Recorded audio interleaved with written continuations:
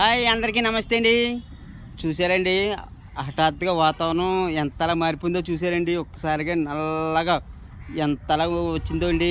కానండి ఇదే మబ్బుతో వర్షం కానీ వస్తేనండి చాలామంది రైతులైతే నష్టపోతారండి. ఎందుకంటే ఇంకా చేలు కోతలు కూడా పూర్తి అవ్వలేదండి. కోసిన ధాన్యం కూడా అండి ఎక్కడెక్కడ ఆరబెడుతున్నారన్నమాట అండి. ఇంకా పచ్చి ధాన్యం కూడా ఉన్నదండి.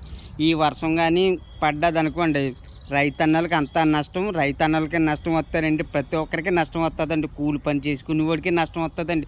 ఒక వ్యాపారస్తుడికి ప్రతి ఒక్కరికి ఒక బిజినెస్ మ్యాన్కి అందరికీ నష్టం వస్తుంది తప్పండి లాభం రాదండి. ఎందుకంటే రైతు బాగుంటేనే కూలీ బాగుంటాడండి.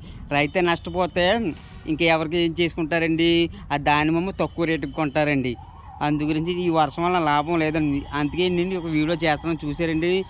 ఎంతలా ఉందండి మబ్బు. ఇంత మబ్బుతోటి వర్షం కానీ వస్తేనండి ఏం చేయలేమండి. ఓకే అండి. వీడియో మీకు నచ్చినట్లయితే లైక్ చేయండి, షేర్ చేయండి, నన్ను ఫాలో అవ్వండి. కందికొండ అంజీ.